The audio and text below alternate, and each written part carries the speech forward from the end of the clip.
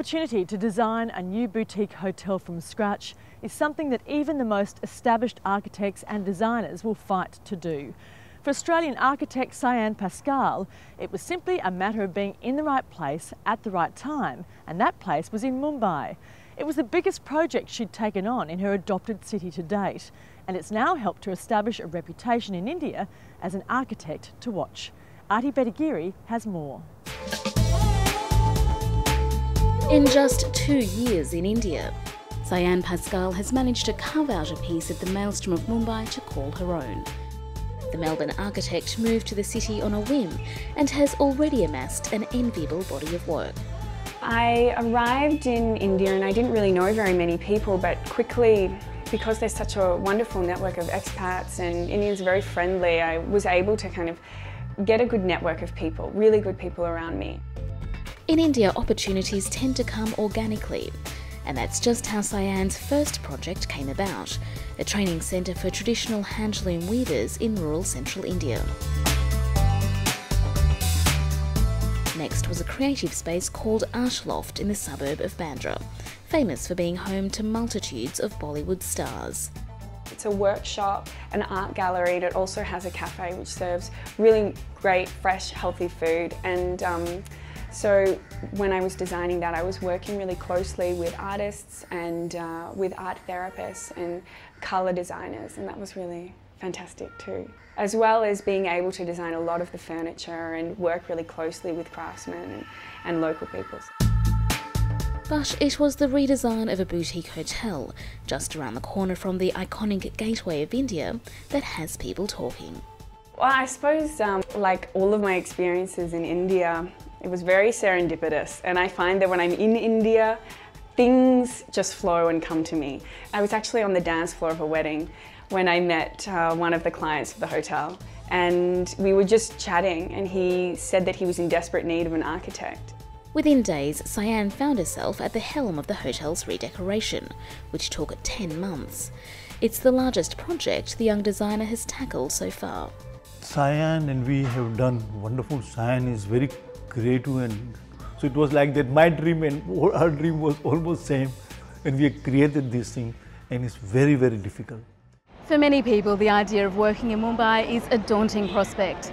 It's hot, chaotic, noisy, and very, very crowded. But it's also the commercial centre of a country in the midst of a building boom. So the opportunities that presents for a designer like Sian can be very lucrative. It's also unusual for a solo designer to take on such a large task, and it's particularly difficult to land a marquee project such as a boutique hotel. Abode opened its doors in January, and already Sian is getting work and inquiries from across India. And so how has everything been going, like working-wise? It's all okay? Everything is fine. Yeah.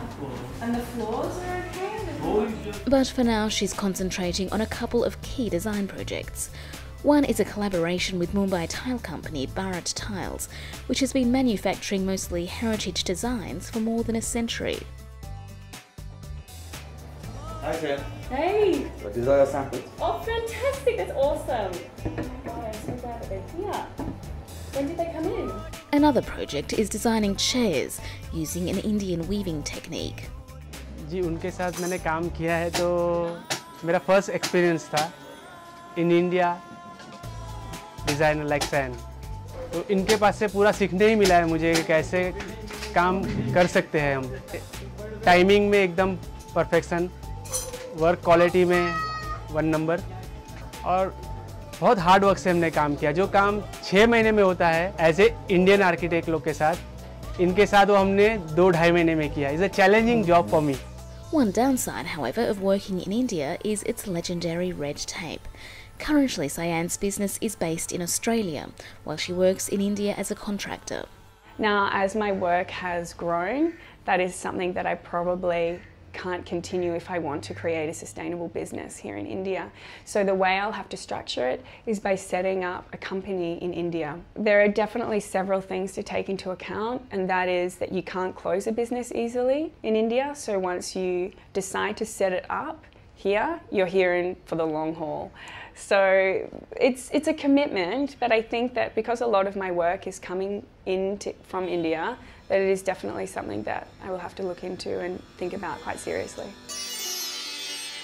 Despite the day-to-day stresses of life in one of the world's most densely populated cities, Sian wholeheartedly recommends giving India a try, not just for the commercial possibilities, but for deeper reasons as well. I think that there is a combination of being very open and also being very strong and very committed and having tenacity, because it's not easy working here. You have to be really quite tough sometimes, but you can't get too tough and you can't let any of that kind of negativity affect you personally. You really have to also have a kind of a positive outlook, and also because people here are actually very warm, extremely generous, and doing business here isn't just about professionalism and hard work. You also end up having these wonderful relationships. We have wonderful relationship. We're going to remain forever friends.